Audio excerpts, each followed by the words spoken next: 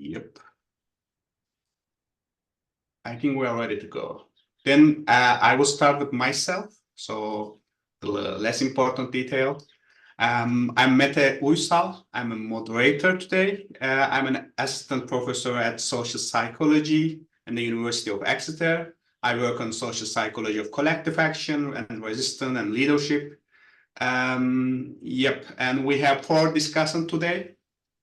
I will briefly introduce themselves, but not very in detail because I will give the floor to them and they will have a chance to answer the big question of who they are, especially in the context of this event, Minoritized Researchers event. So Dr. Kiara Hudson with us. Kiara completed her PhD in social psychology at Harvard University and currently an assistant professor at University of California. Her research focused on formation, maintenance, and intersection of social hierarchies. She investigates the psychological roots of power hierarchies and how they intersect to influence experience and perception. Thank you, Kiara, being here.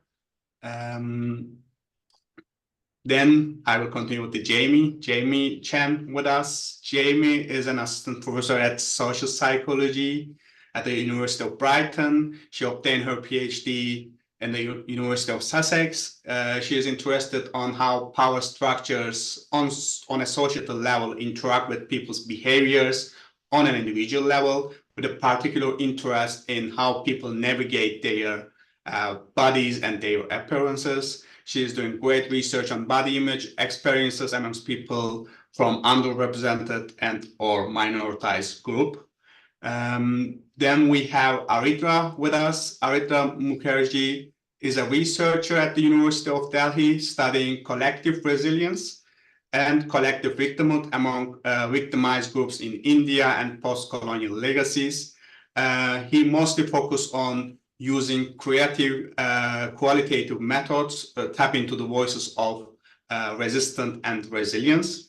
And finally, Flavio Azevedo with us. Flavio is an assistant professor of interdisciplinary social science at Utrecht University.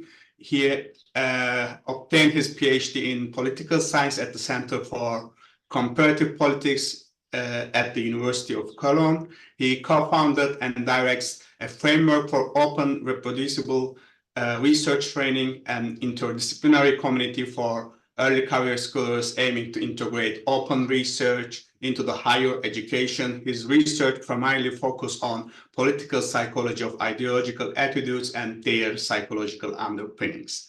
So thank you for being with us. And it's a bit stupid to ask again, who are you? But I want to ask, who are you?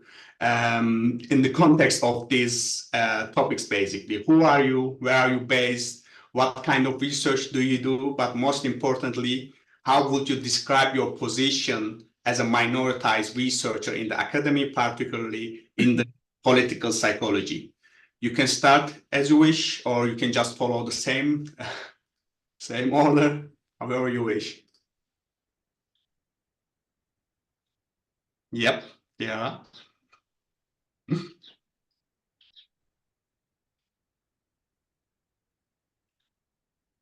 Okay, I guess we're gonna go in the same order, it's fine. Okay, it's morning for me, so good morning, everyone. I have my coffee here, and I'm just gonna follow the question. So who am I? It's a good question, especially because I'm at a business school as someone who's a trained social psychologist, but at a business school, so I have to think about my identity as a scholar often. But I am an assistant professor at UC Berkeley at the Haas School of Business. I got my PhD in social psych from Harvard, working with a variety of scholars that some people would classify them as political psychologists. Excuse me. Some people would not. And I think that that's also a cool part of identity when it comes to being in this space. I do not have a PhD in political science or whatnot, but I've gone back and forth on whether or not I am sometimes a political psychologist. But I work with Jim Sidanius, who came up with social dominance theory. which is very political. I worked with Mahzareen Banaji, who studies implicit bias, and that just has broad impact. Like she practically came up with the IUT, which is wild. And then I work with Mina Chakara, who's a younger scholar, but just as prolific, and does amazing work at the intersection of groups, neuroscience, and whatnot. And so that is, I guess, who I am and where I'm based. Like I said, I'm in California. And then what kind of research do I do? So I study hierarchy, and I've actually always been very interested in hierarchy. When I was a senior in college, I came to the realization, which is really basic, but it was, really profound for me, which was that social identities are examples of social hierarchies. That when I look at the behaviors and experiences of people who have marginalized identities in spaces, they tend to have the same behaviors if you look at just like pure power and power hierarchies. And I'm like, these are the same literatures and they're not talking to one another. And so that started my interest in hierarchy more broadly. The work that I do specifically focuses in 3 areas. So I study the role of stereotypes, and not just stereotypes in general, but really looking at the intersections of identities. So, a lot of stereotypes about men and women, but we have other identities that matter. So I look at the stereotypes of women of different racial groups, different sexual orientations, different religions, and showing how the implications of gender stereotypes really do depend on these other identities. Another line of work I have are on legitimizing myths, this idea that we believe that progress is occurring even though there's plenty of evidence to the contrary. I do a lot of work using social dominance orientation, which explains the extent to which people accept and promote group-based inequality. So that's a line of work. And then I would say my main line of work that I've gotten a fair number of grants to study is the role of emotions, but specifically empathic and counter-empathic emotions. And so I've done a lot of work on Schadenfreude, and that's where I am now, which is this idea that people feel pleasure at other people's pain. And what my research has been really arguing is that when we look at intergroup violence and political violence, so I've also studied it in the context of politics, we assume that empathy is so important. It's like, if we can just get people to feel empathy for those, then we can really reduce intergroup conflict. And at least what my work is suggesting is that while empathy is helpful to get people to help one another, it doesn't really explain why people harm. And so I've been incorporating Schadenfreude as an important emotion to understand why people harm others. And that is where my work has gone to date. Okay, and then the last question was, how do I describe my position as a minoritized researcher in academia, particularly in political psychology? So one, because I would say I'm like a pretty traditional social psychologist. I have been like, well, who am I as this like political scientist? And I remember doing CESP, and I did the political CESP or the political psych CESP, and I'm like, I'm not gonna know anything.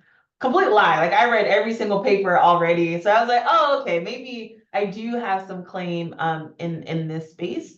One thing that a lot of the current events have shown to me is that I am very politicized. Like my identities as a scholar and how they intersect and how people treat me is really political. And so I don't think I've understood that until I became a assistant professor, where I sort of have a little bit of power, but then I really don't because I'm untenured.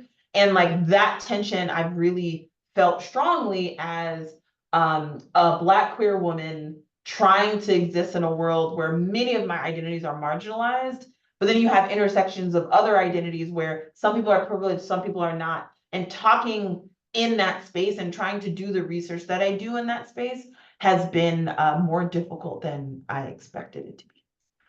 So that is where I stand. I also think that research is the right research to do because I think I have insights into the experiences that other people might not. So I love research. Everyone does research. It's just that when we do research is a problem. But I'll stop there because I can keep talking forever. And I guess I'm gonna popcorn to Jamie. I would normally go through the list in that sequence, but I really want to pick up a point before it leaves my brain, as it often does. I think being a visually minoritized researcher inherently positions you in a position where you're politicized, because I don't think, like, probably shouldn't say this in a in an ISBP panel, but I don't think I would necessarily go out and say, oh, yo, I'm a political psychologist. For context, I do most of my work is in body image. But I think just looking the way I look and saying the things I say inherently makes me a political psychologist because, so anyway, so that was my point. So I'm going back to the script now, the question, who am I? So I also kind of laughed at this because when I saw the question, who are you? My interpretation was, well, I'm Jamie, hi. But then Kiera went, oh, I'm a social psychologist. So power of interpretation. So my background is in social psychology, but I do, like I said, a lot of my work is in body image. So I guess this is kind of like the weird part where I kind of bring the social psychology, political psychology into the realm of body image research that is often may or may not be appreciated in that space. Where am I based? I'm based in the UK. I'm currently at the University of Brighton. I just finished my PhD officially last month, unofficially 3 months ago. So I'm very, very early in my ECR journey. What kind of research do I do? So I don't know how to condense this, but I'll try. So I'm generally interested in power structures and how broader power structures produce different types of visual citizenship, in the sense that people's bodies inherently present an appearance like a visual code, and what you infer from someone's appearance is based on the visual codes that you've learned throughout your entire life, like the way you've been socialized, etc., etc. So bodies and appearance exist on a societal level, and that existence or manifestation of appearance is the result of socialization. So that's on the societal level. So what I try to do is to understand how that manifestation on the societal level influence how people view their bodies on an individual level, and how that two level kind of interacts. So yeah, that's kind of the gist of what I do. So the two sort of like broad strands of my research is sort of firstly in social class, which is what my PhD is based on. So recently, I've been very interested in looking at how social class as a social category and a socialization context shape the way that people make sense of their worlds. So not just socioeconomic status in the sense of what you can currently afford in terms of education, occupation, and income, but social class as a product of socialization. And then how that kind of shapes people's body image. And in the field of body image, may or may not be relevant to you, but in a field of body image is a field that is theorized primarily based on white middle class people. And so actually body image in itself, we think body image exists in a certain way, but actually it exists in a certain way for a very specific population. So I've been trying to do a bit of work in that in terms of trying to create space for working class people, et cetera, et cetera. And then the second line of my research broadly is in sort of highlighting white supremacy in body image research up until now, and kind of moving forward in terms of how we can sort of adopt more anti-racist practices and kind of challenge and disrupt white supremacy within that field. Yeah, so that's kind of me generally. What's the next question? How would I position myself? I sort of read this as like a positionality statement. So I made a list because I've got many identities. So, and I always forget all of these. So I am a neurodivergent, queer, cisgender woman with Chinese ancestry. I am Malaysian, but I am also minoritized within that context. That's a whole different story. I'm a first generation student. I don't necessarily identify with working or middle class, but make that what you will. And yeah, I'm an ECR, so I always joke about checking all the minority boxes. Probably not a joke I should make, but that's my list. On to the next person. So yeah, I'm Aritra Mukherjee, and Jamie, thank you. Your work transfers very brilliantly to the Indian context, and that's what I look for in research. How do I bring somebody's work in the Indian context? I am still a doctoral scholar, doctoral student, and just about to finish my work, hopefully very soon. And I'm actually from a Global South university as well, University of Delhi in India. My work is generally focused around the sentiments of collective victimization, as Meta said, and how people resist against it as a community. In this, I have focused on an in minoritized, historically oppressed caste, which were formerly called untouchables by Brahmins like me in India, and they are called Dalits, or given they acquired the name Dalits. And I have also, and my doctoral work focuses on the Kashmir Valley, one of the population of the Kashmir Valley, and Kashmiri Pandits, and which they had to flee the valley due to a whole set of terrorism, militant actions with a freedom movement in Kashmir that happened in the 1990s. So that's a very convoluted history, and I situate myself absolutely in current politics. And so I do political psychology proper in that sense. And also with the help of some of my junior students and everything, I've managed to explore and currently in the process of exploring and writing a sense of victimization among Indians and Pakistanis about the oldest intractable conflict, which is the Indian-Pakistan War, with the highest, some of the highest amount of casualties, and also about attitude towards British colonialism and how Indians view colonial legacies, because it's very different from how many other countries view it. And also, I also like challenging indigeneity as a concept in India, especially because that also has a lot of politics to it. Like in India, because of its ancient history, many things becomes indigenous, but has a problem of recolonizing minorities through that case. And I'll get to that as well later. And through that, I would also like to situate myself as a critical qualitative research, that I like to use methods that are used by the groups. So like when working with the historically marginalized group, the group writes poetry because they were not given access to education in form of formal writing. So initially to write autobiographical notes, they use poetry. So I also use poetry while doing research on them as a method of found poetry. And it's also a way of honoring their legacies, which we call term decolonization, and that has its critique as well. And I would also like to highlight, like, who, as a positionality statement, that in India, I'm from a fairly privileged background. And while I am marginalized compared to my European or American scholars, in India, currently, we are going through our elections, and our prime minister is openly making anti-Muslim and Islamophobic content.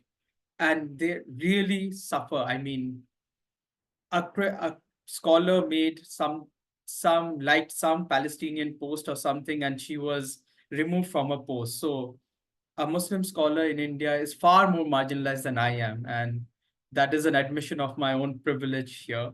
But and that does not assuage me of the guilt or anything, but I would like to state that, yeah, among margins there is also center of margins, and I am a little bit in the center of that margin. Yeah. Uh, so anything else? Flavio. You can Sorry. continue with the Flavio, maybe. Hi there, everybody. My name is Flavio Azevedo. I'm a Brazilian researcher in Europe. I also thought of a little bit of like Jamie in terms of positionality. So I'm neurodiverse, white male with all the privileges that come with it, that migrated or tried a life somewhere else. And was confronted with power structures, which is why Sidenius' book and theory speaks to my soul at a level that is really unprecedented in political psychology. But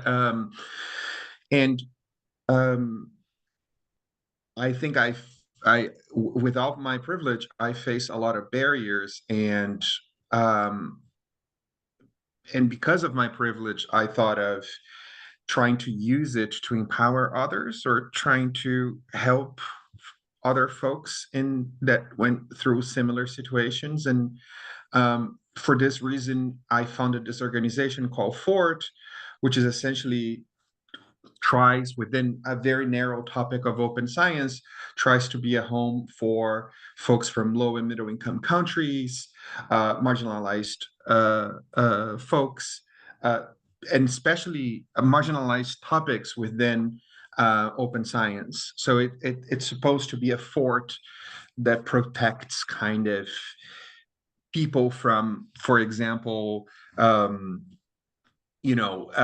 open science has been associated sometimes with the idea of methodological reform and some necessities, some perceived necessities of validity, sometimes called open science. I don't know if you've ever heard of that idea, but it's the idea that if your research displeases certain parts of the academic spectrum, you will be, between quotes, shamed on social media.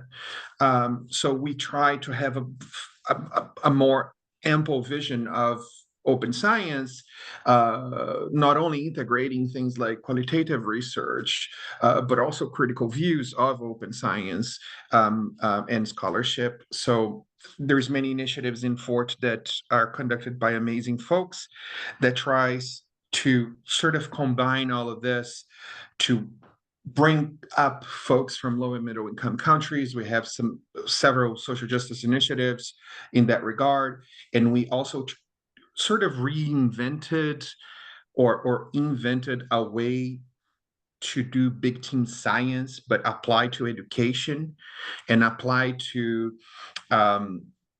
ways of inclusion. So we call that participatory research in the sense that we create projects that are led by some folks that has the time and the expertise, and we constantly try to bring in members of the community to create that sense of belonging, and also bring folks that wouldn't have these kind of opportunities. So really throw really low threshold for contributions and a lot of learning, a lot of mentoring, a lot of developing. So that's my work on open science. My other work in political psychology pertains mostly to the topic of social justice, and I study essentially the role of ideologies in justifying injustices. And I draw on several theories: social dominance orientation, for sure, authoritarianism, and system justification as the basis of the psychological roots of political behavior and attitudes.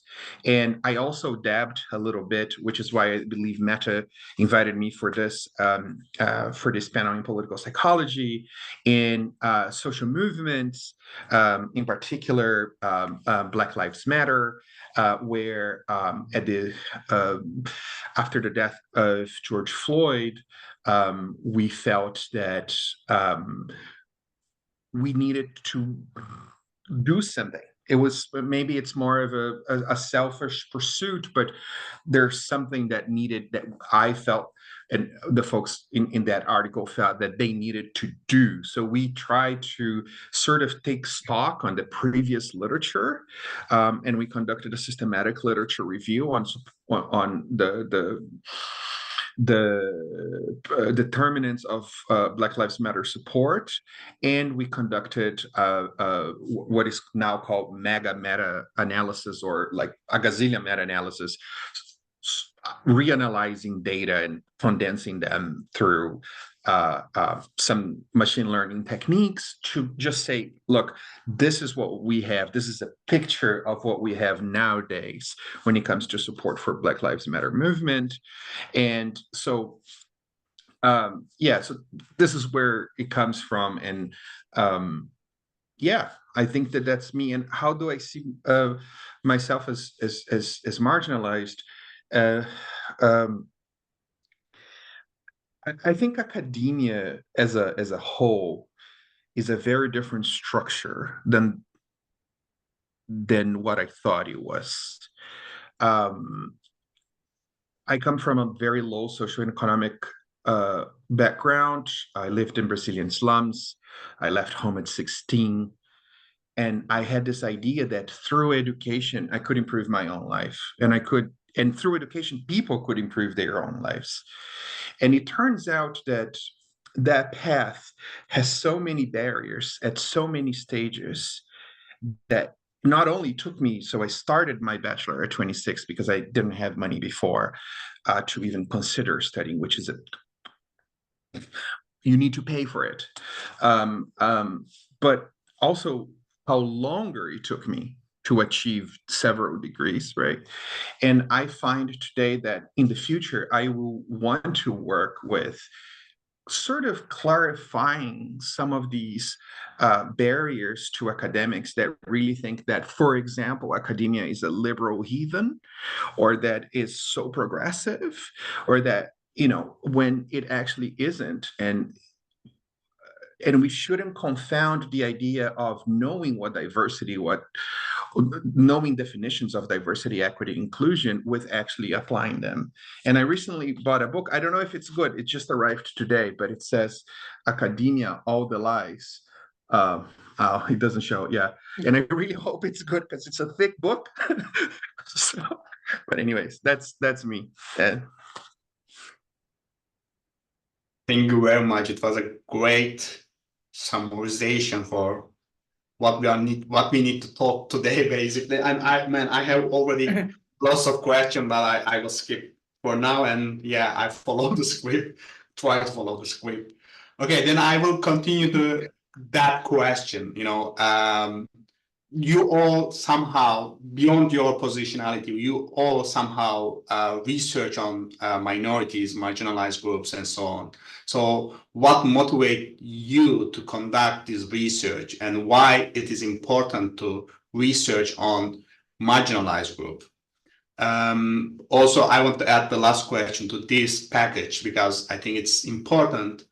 What are the critical points that we need to consider while researching minoritized groups? So what should we do different than the usual way, the mainstream way, while researching minoritized group? Because obviously we can discuss the reasons, but obviously there are some wrong practices about researching minoritized group or wrong perspective. Yep. Who wants to start? I know that's a lot of question. That's a I'll big start. package, but yeah, thank Jamie.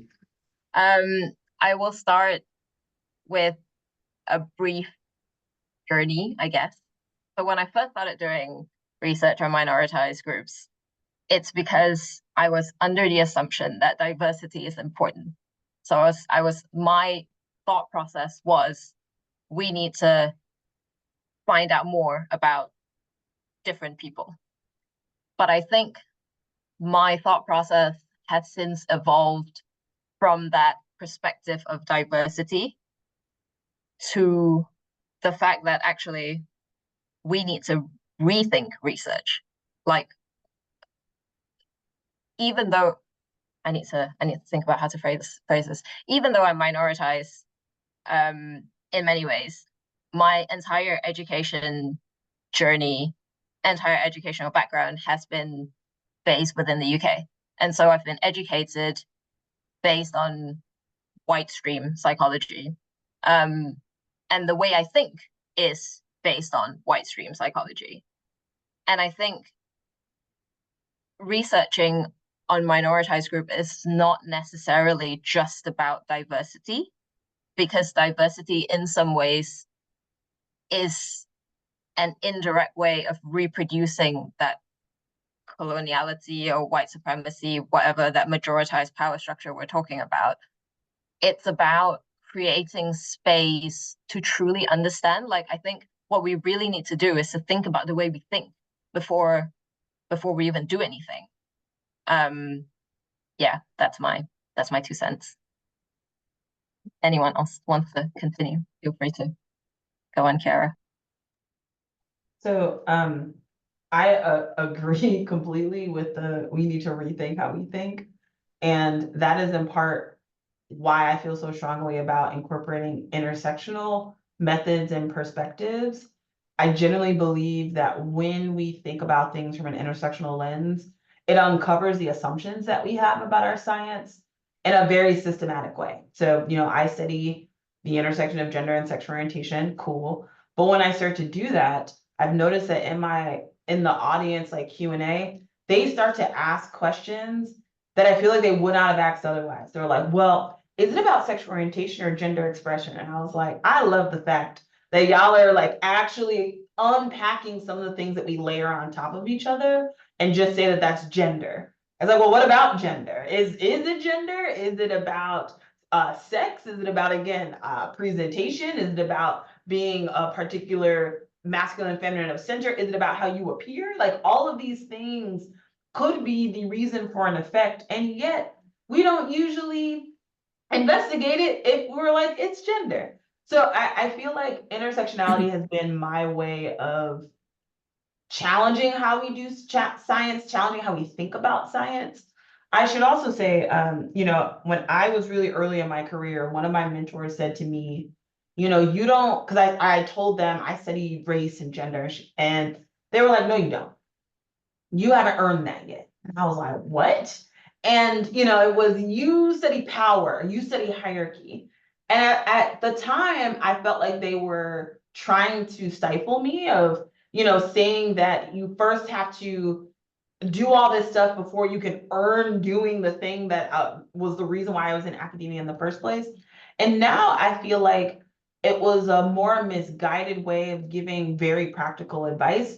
And it's actually something that I now tell my students, which is when you are doing work as a minoritized person and or on minoritized issues, that is like you trying to sell your paintings as Picasso. Shit don't look right. It is outside of the norm, and I'm putting norms in quotes, but it's innovative and it's amazing and it's creative. People ain't gonna see that. But I don't actually know if this is true about Picasso. I keep using this example and I should probably look it up. I was like, Picasso could just draw regularly. Like he could paint the technical way, but that's not what he wanted to do. And I think that if you are going to study minoritized topics, you also have to have what I call bread and butter stuff that people ain't gonna fight you on. Stuff that's like, you know what? I can make my career on this stuff. This stuff pays the bills while I'm doing the type of creative, innovative stuff that helps my community, things that get me out of bed research.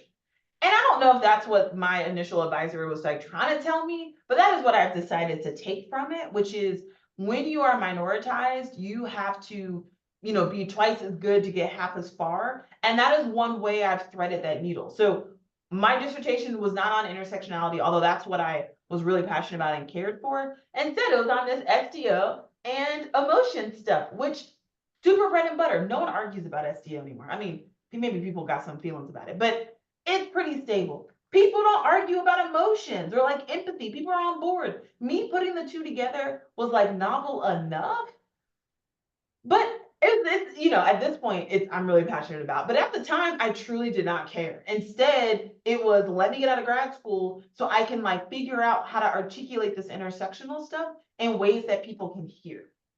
So anyway, that's just one broad thing around why I do what I do. The last thing I'll say is part of my motivation for doing this work is number one, I want to diversify the pipeline. So that's really important to me. But the second thing is to do what I call is the water is wet research. It's the stuff that if you ask our ancestors, they're like, well, duh. But if you don't have the empirical evidence to show in court or to show an official or show some policymaker, it's like, well, these are just anecdotes. And it's like, no, these are people's lived experiences. But without minoritized people who are having these experiences and thus realize that there's a research question here, this stuff is not going to get studied, or it's going to get studied in really shitty ways. I'll just say a few words just to piggyback on what Kiara said. The water is wet is, I believe, one of the main directions of how we should rethink research. because there's so many basic science that is needed at the basic stuff. So for example, in my field, and in political science and sociology, we're still thinking like people are not ideological, like a view that only like you would only think from the 60s or the 70s maybe, in which people are called in 2017 2022 hypocritical. People are called ordinary citizens, and their political behavior and attitudes are called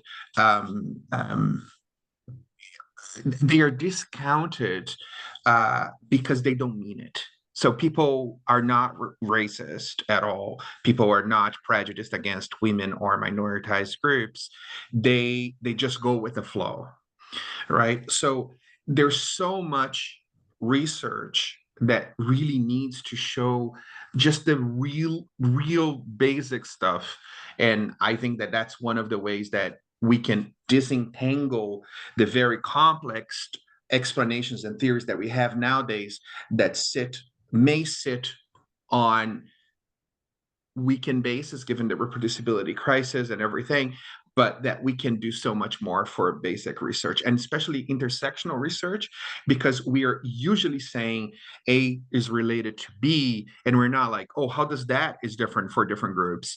So I recently published a paper on with Miria Holman and Salil Benegal, amazing researchers, that we just like, hey, how about climate change attitudes but across different groups, and like just like let's see what has been done, and it hasn't been done. So we were like kind of the first to address that intersectional aspect, which I can't believe to this day, and the paper is published. So yeah, so I just wanted to say that basic water is wet is the way forward, one of the main forward way. Yeah, I only am left, and I think Kiera covered most of it. And yeah, I agree with Kiera and Flavio's advice to do a lot of water is wet kind of research.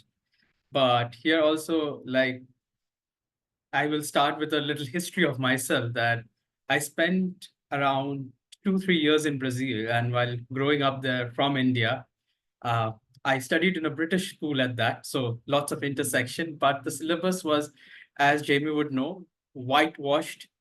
I mean, the Indian freedom movement was not spoken about, while British colonialism was very highly, like, it civilized us and everything. And so the distinction between our histories was palpable. And it took me until master's in psychology to realize that I wanted to do something in political psychology and explore legacies, that how come two different groups understand their histories, or how come a majority group understand their history differently from a minority group.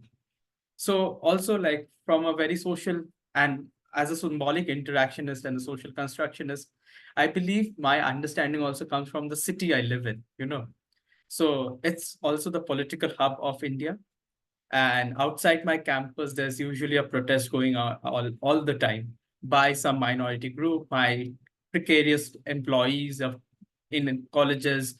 And a few steps ahead, it's the Jantar Mantar, where major protests happen, like farmers protest, armies would protest for their policies and for their pensions and other things. And so you get to, I think, I got to learn about minorities because I'm part of this city, and because I'm part of this place where I get to see protest happening all the time. And you see that, I mean, initially when I was studying bachelor's psychology or master's psychology, it was a lot of, people need me to speak for them. I understand psychology, I understand it better, so I will explain to them their phenomena. But later on, my focus hence on collective resilience comes from that they have a lot more knowledge, they have a lot more agency than they are being given credit for, and we can learn from them. So that's my basic focus. And I think I focus through my research has always been on implicatory ethics of implication. and I do not know if there is some word, perhaps there would be, is that through my research, does the minority group stand to benefit from it? Am I using research to say, am I a race apologist? Is my research, I mean, justifying race? Is my research justifying caste? And as long as it does not do that, and there is a strong, is my research justifying occupation of Kashmir? As long as it does not do that, I am fine. Like, if it's critical, if it's telling that these people know what they are doing, these people know what they want, and it's time for us to listen to them, that's great. I will narrate a small incident that while researching on Dalits, I mean, I am from a historically upper caste, I mean, oppressive caste background. So a Dalit participant told me and few of my researchers that, why don't you explore what you are doing? Like, what's the upper caste doing to maintain caste in India? And so one day I decided, let me see what psychology in India is doing for that. And so I did a very, what is kind of a very basic research. I picked out all the syllabuses, whatever, across central university, both central universities in India, and saw that caste gets mentioned only 6 times in psychology, whole of psychology, not even mentioned in Indian psychology. And caste affects almost all people of India. In fact, race is mentioned more times. While it's a phenomena definitely in India, but it's not the most important phenomena.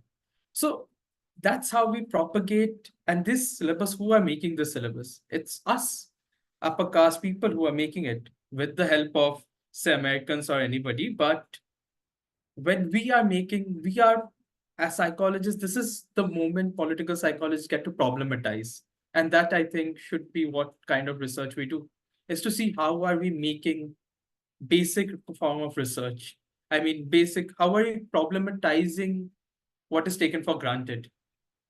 And so I am in the works of finalizing that paper. Let's see how that goes. Yeah. Good luck with that. Then thank you Yeah. for the answer. Well, before going up to the next question, I mean, it's a tricky question for me, because when I start to organize or we start to organize this event, think about this event, I really scared of to create something that, you know, the minoritized researchers talk about their bad experience, because many people see this kind of events like that, you know, oh, poor people, poor outsiders cry about how white males behave towards them. So that's why I try to escape from this question. But then I realized this question somehow, yes, central at all these future direction we will discuss, because it's the main thing that we are experiencing, because we will discover the commonalities of this experience. So that's why I want to ask the challenges that you face personally as a researcher, what kind of struggles you face, and these struggles can generated by different mechanisms. It can come from other researchers, it can come from your institutions, or in general dominant knowledge production system of academia, or let's say the dominant incentives of academia. So what are the main struggles that you face when you think about the main mechanisms? Can start. Yep. So I think because of the countries that I've been to, there were a high degree of objectification. So I did a master's in stats, and often enough, folks wanted to work with me under the premise of giving me an opportunity to unearth or fix their papers methodologically. Hey, you can do the methods, you can apply this statistical technique, you will help this paper, right? And there were so many of these so-called opportunities that gave me some opportunities, which is true, to meet some people, but it also showed the underbelly of academia and how you can be objectified as just like an accessory to their research. So much so that in one of my academic steps, not mentioning which, but that objectification was very much that led to me leaving that employment. A lot of things culturally are also a sign. Like if you want to do that kind of research, for example, one of my research pieces was about folks that had low information, low political information, low trust in governments, and etc. And folks wanted to classify these with a derogatory term that I won't pronounce here, in a published paper. So I was very much against it and decided to leave the paper because the PIs really felt strongly, right? In another project with cross-cultural research, doing cross-cultural research, I brought to their attention that they don't, folks in the low and middle income countries don't have the same structures to collect data. And then it's not just as simple as sending an email to Lucid or YouGov or Prolific to collect data. And I tried to say, look, maybe there is something that we can do for the authorship or order to, elevate the work of these people, or write an article or help write an article with them to highlight the difficulties that it is to collect data in Morocco or etc. And essentially, you're called like a problem maker, right? So, and that is not even getting into the final stage of where I'm at, where literally I learned that I have to not only not disclose, but effectively hide literally any divergence that I may have from the group, because this is very much threatening to the system. So if you say you're neurodiverse and you're open about it in your, say, department, that will bite you. And yes, and so it is academia is such a conforming, hierarchy affirming system. And because I don't have a parent, or like nobody told me, I always feel that I'm trusting these people because of the research that they do, because of the social implications of their research. But time and again, I feel let down by the practice of these systems.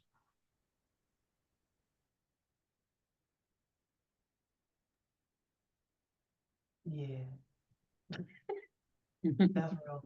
That's super real. I don't know, the thing I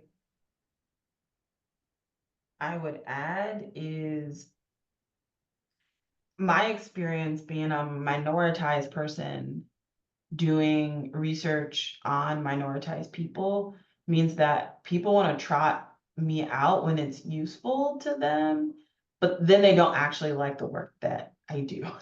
Not really.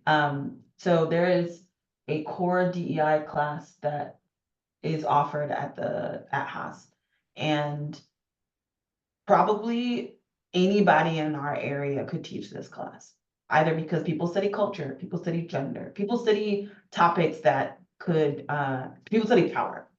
And yet, I'm teaching the class, and the other Black faculty member at Haas is teaching the class. There's only 3 of us in all of the business school. So we're in the management of organizations group. There's 2 of us there. There's one economics dude someplace else. And they got 2 out of 3 of the Black people teaching this DEI class. And so on that hand, it's, well, yay, Kira, this is great that you do this work. But then I was also then targeted in some ways. There's been a lot of like anti-Semitism claims against me, which got amplified by the fact that I was teaching a DEI class when shit pops off, just like in the world. And I felt it was my duty to talk about it in a DEI class. And a lot of things have happened since then. And when I remember trying to talk to some mentors about this within my space, it was, oh, it's just not that big of a deal. When I told them before this happened, I said, I cannot only teach this DEI class. I have to have another class. And they're like, well, no, you don't. I was like, yes, I do. Like, you don't understand my positionality. I'm telling you, this is going to backfire on me. And, you know, I was putting some things in place. I'm now going to teach this undergrad class, but it popped off before I even got a chance to sort of pivot away from it. And I knew that was going to happen. And I felt like my colleagues didn't necessarily have my back. Now, so it wasn't that they are actively coming against me. I don't feel that way. I actually feel in some ways they're pretty supportive. But when it comes to what's good for the school and what's good for Kira's career, school always wins out.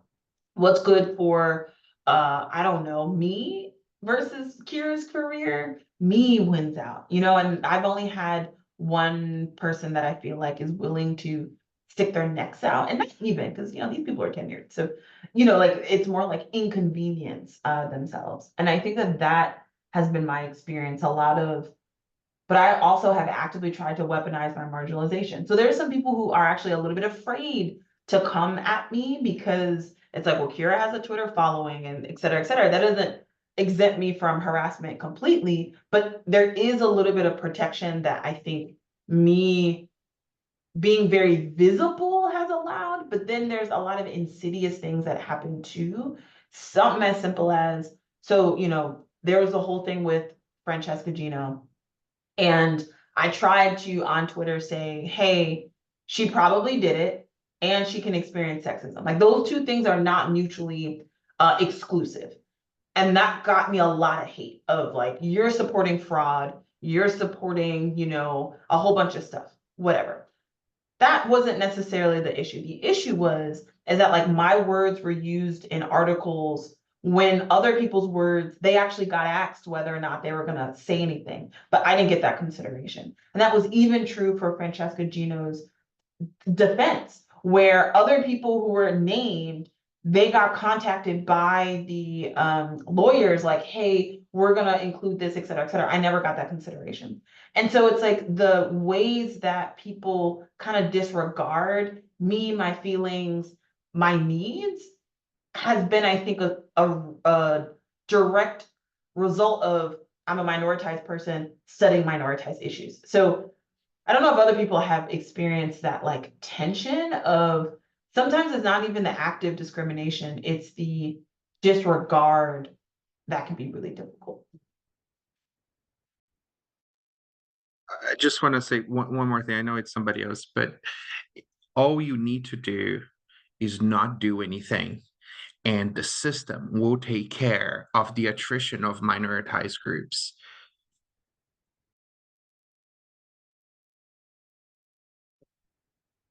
I mean, I cannot say anything after Kira's horrendous experience, really. But and then after her talk, you really have anything else to add on to that. But I think as a person, I think there's always where there is victimhood, there will be resilience. That's the beauty of work, of my work as well. But yeah, as a scholar from India, I think anytime I'm applying to some place, I get categorized as a anthropological scholar or a scholar which is say, I mean, in the culture section of things where I might be presenting proper political psychological issues. Like it I often talk about class as caste and everything, but it gets tapped under this eccentric group of scholars who are going to speak about some random connections. And so I am always placed with especially in conferences, with groups that are very heterogeneous in nature. And the only thing connecting them is basically a Chinese, an Indian, a person from North Korea, I mean South Korea, North Korea, whatever, or Philippines. So that's perhaps the only connection that we have, but we are doing work. And yes, but the work becomes more oriental in nature for the American population or European population to deal with. And also, I think Flavio rightly pointed out that oftentimes I am seen like not many people, but if anytime they have approached me, I'm seen more as a data collector.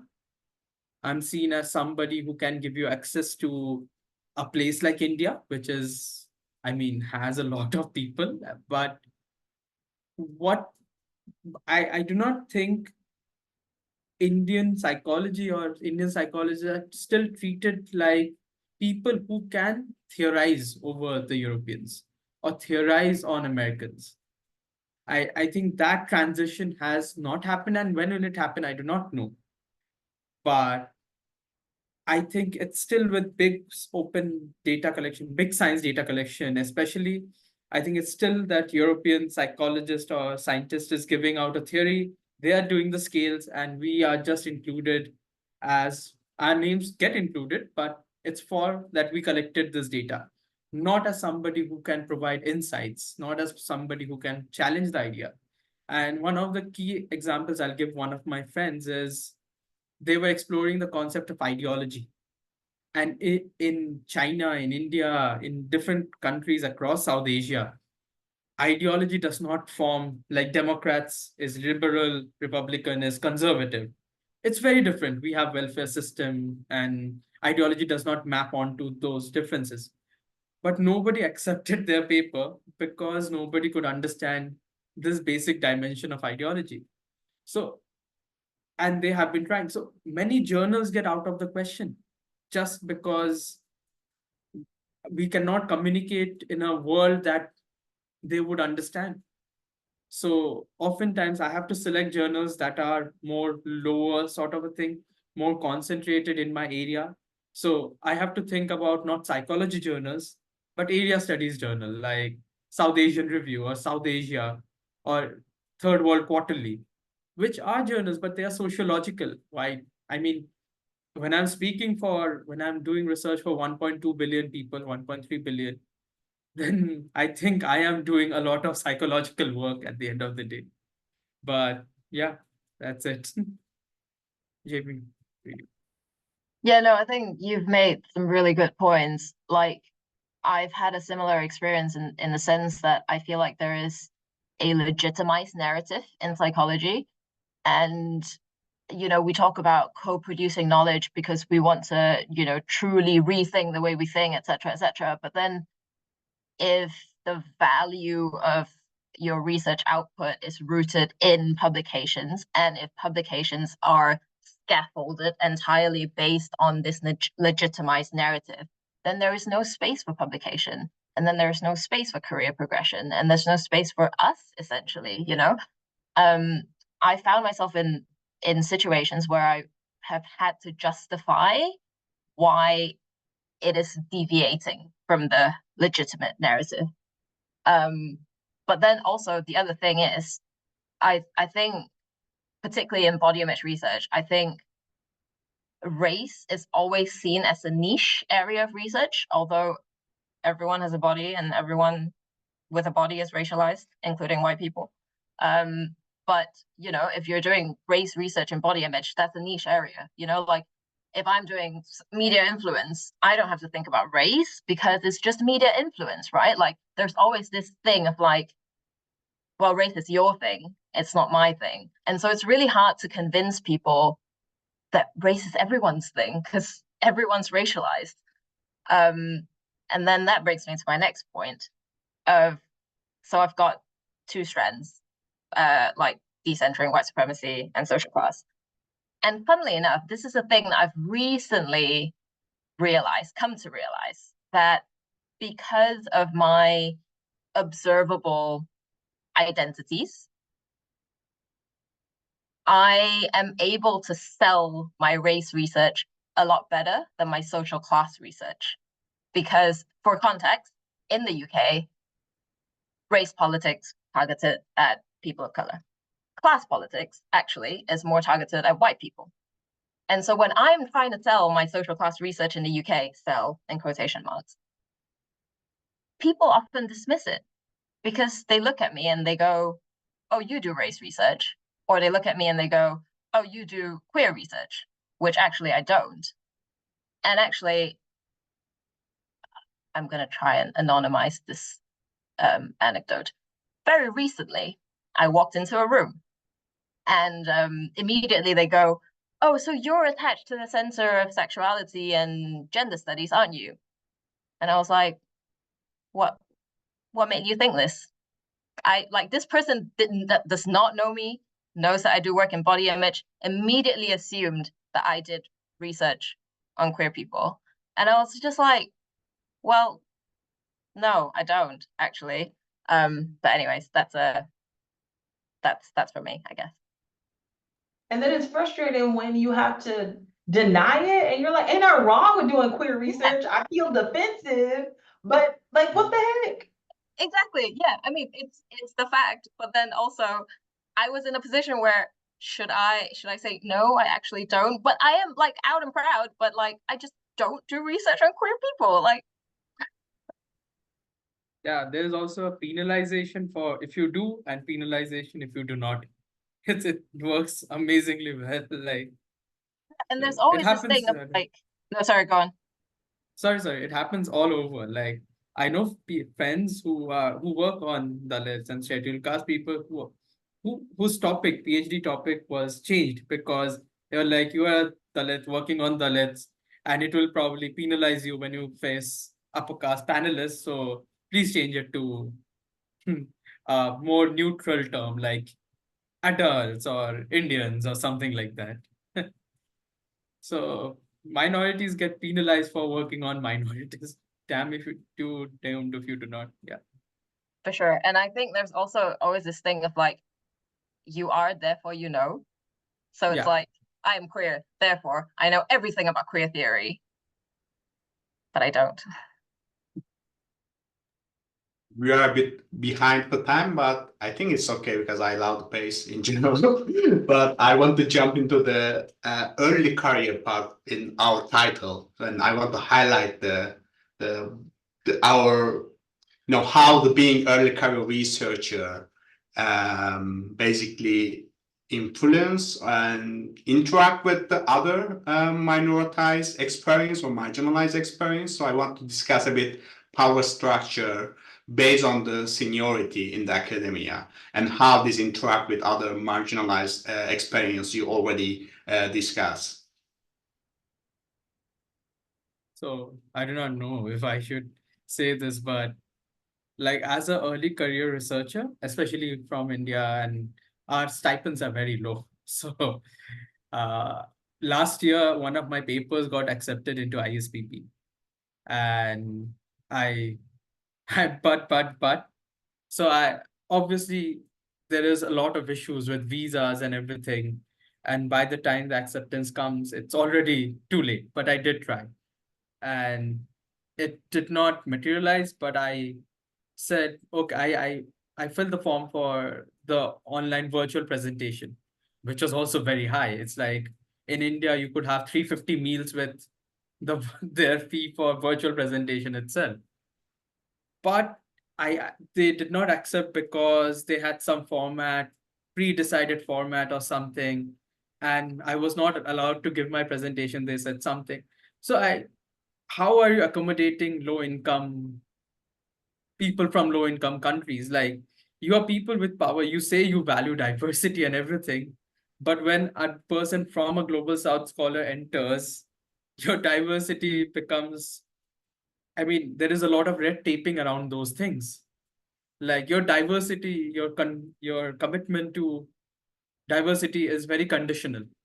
It's conditional that the global South scholar either goes there. It's conditional that at least in SPSP, what happened was I had to stay up till 4:30 to give my presentation online. So again, time zone. So it asks a lot of, it demands a lot from the scholar from the global South. One of my friend here, Marine, is here. One of her paper was recently accepted in one of the leading journals, and they asked a huge fee for publication on, and that caused a lot of trouble because imagine English is not our first language. While we actually write in English and a lot of our training is done in English, but we we pass that hurdle. We do good scholarship. We do not have an ethics board in our university. Recently, we got that. And after all of that, then there are these barriers of class which come into the fore a lot. That penalizes us for being not only early career researchers, but scholars from global south who do not, like, maximum, even if we become assistant professors, our salaries do not go beyond $2,000. So at max, and this is, I'm telling, at the maximum. So if we have to dish out dollars for presenting at conferences, that becomes impossible after that. You have to take about visa power, passport power, and all of that, accounting for that. Yeah. I mean, in every ISPP, ASP, any big meeting, they discuss for, I don't know, 2 hours, how can we increase the inclusivity, representation, though you can start with the not asking 200 pounds or something. They can start by making hybrid conferences. Yeah. They can do so by not asking X amount of money for who are presenting online, I think. I mean, there are lots of ways to make it more inclusive, right? But those are not strategies that would happen. And it's also, I'm sorry for speaking a lot, but it's also important to recognize that not everyone goes to, say, SPSP, ESP, ISPP for networking. A scholar like me from the global south, I find Twitter much better for networking than a conference. And in that way, the conference is just a certification for me. It's just a requirement for my promotion, for my doctoral work. And I think that needs to be acknowledged, that there is heterogeneity in what different demands are from different scholars.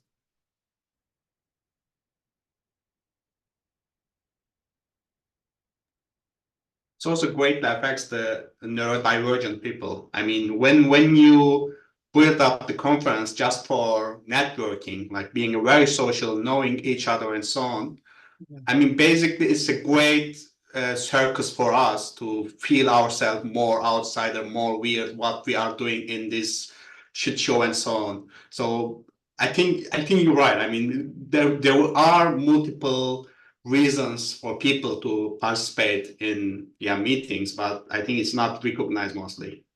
Yeah. One thing I will say, talking about changing the way that we do science, is to ignore hierarchy. And let me explain that. So that's actually one of the reasons why I was so sad about the demise of Twitter, because to me, Twitter democratized a lot of things that required hierarchy to get. So the fact that you feel that Twitter, social media is better for networking, shows that you are moving outside of the traditional ways of doing research, being an academic, and finding things that work for you. And I feel like more people should do that. There are literally more graduate students than faculty. There are more like when you really think about where the collective action power lies, I feel that even within academia, there have been, strikes to form graduate unions, and I think that's amazing. But I don't feel like we've done that same thing within just the field itself. And so I don't know whether or not that's going to happen, but I find that you saying you find more value in networking on social media shows that you are moving outside of that.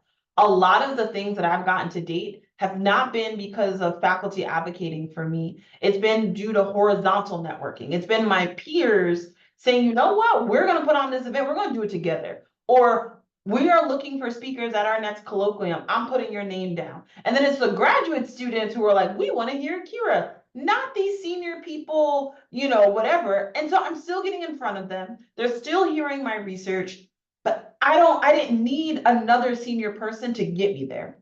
And I feel that there's just so much power in communal helping one another that I want to encourage everyone to lean more into that, broadly speaking. So just piggybacking off of something you just said.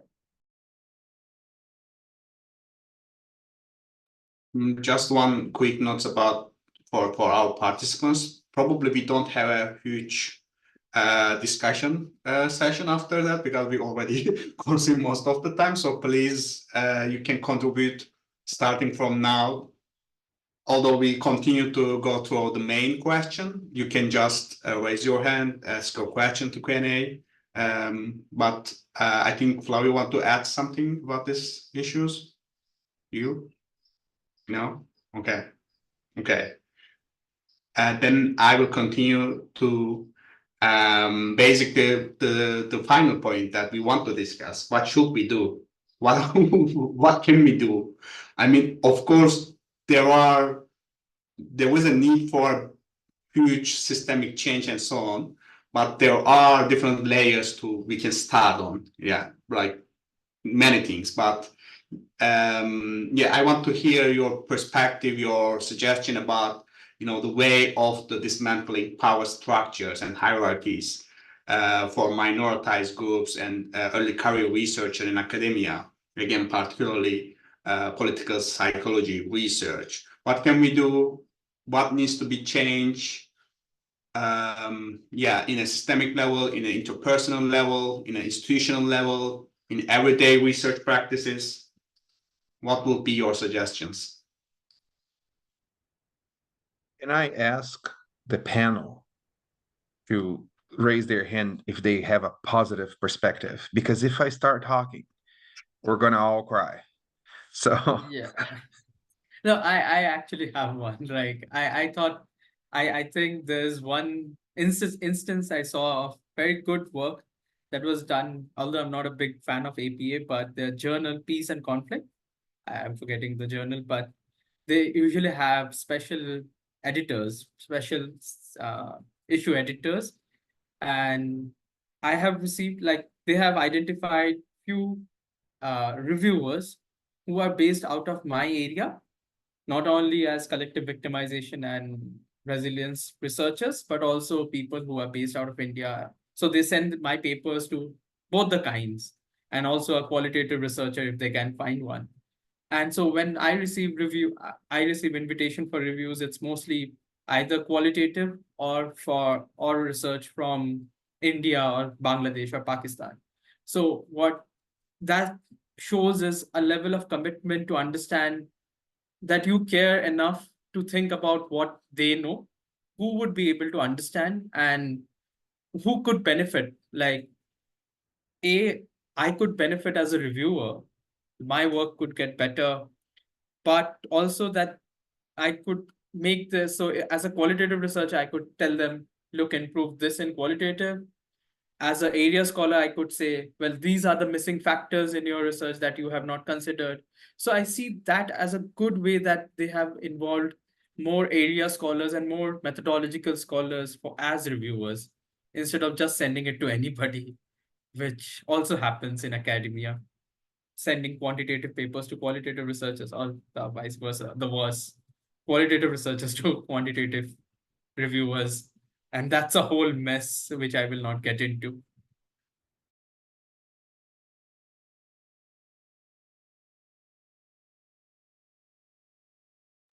You can start your diatribe. I'll just start with saying, look, the system doesn't want you, whether you're early career scholar or anything else. If you're there, it's because the system doesn't want to do a role that you can be done. So think about how how usually the teaching is assigned based, if you're an assistant professor, based on holes that there are. It's not based on your expertise. Okay, so understanding that you're there as an employee to fill a role that has very little to do with your expertise, even after the selection process, is, for me, a neurodiverse person, a very hard thing to understand, because you are a cog in the machine, and that cog and don't you get it wrong, that if you are not oiled and if you don't fit on everything, if you're not a yes person, you shall be substituted, because there's mountains of people that are willing to undergo whatever they throw at you. So as a minority, faculty, please say yes to anything and just go with it. I've seen a lot of attrition at that level because marginalized folks haven't been educated on how departments work, and they feel natural. They're like, oh, okay, I finally won, or like not won, like you know what I mean, like I can rest, or I can be myself, or maybe my research is of value. So I have that negative view. On the other hand, I would say that while only solutions that are there are examples that are really very distant from one another, that are good examples, it's not that it's all bad, but I think that what helped me stay in academia and not be completely alienated from it is community. Right? Find your community, whether that's Specie. Specie is a great community for political psychologists. There is the conference, the biennial conference for justice researchers, social justice researchers. So is it GSI? What is it? Somebody can put on the. So have a community. I found mine in open science, but you can find yours, and that will give you strength because it's there. It's at that level that I think recognition comes, and that you see the impact that you can make. But the structures, like in terms of what can you do with the structures, are really big. So I faced even in scholarly organizations like ISPP, you can try to propose things that are easy to implement. There are no costs, there's no bad consequences, and it's a public good view that gets implemented. But sometimes you need to take on hard, heavy costs to have people, and that is just not what we're observing. Look at what happened at SPSP, right? Look at what happens with other organizations. Look at what happens with Roberts at Perspectives in Psychological Science. Folks, if you're a minority, you should be afraid because the system is out there and you are a nuisance. And that's how I see it.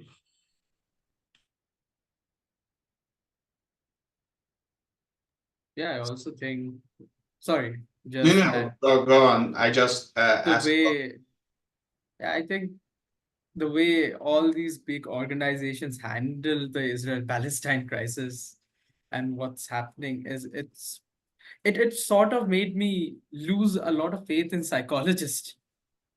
I think, other than namely few psychologists, but the big stalwarts, whom you look up to, whom you think, like, even though they're not in your contacts or per se, they're not your professors, but you look to them for some clarity, some guidance. But what has happened with the complete failure of and taking on both sidism and everything shows a moral lack in psychology itself.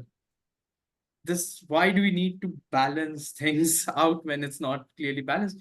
And what I have found with SPSP and ISPP is they are trying to decide or tell the minority when it's right for them to protest, how it is right for them to protest, and who should be offended, how they should be offended. While clearly that's not how we feel, the students feel, or the ECC would feel.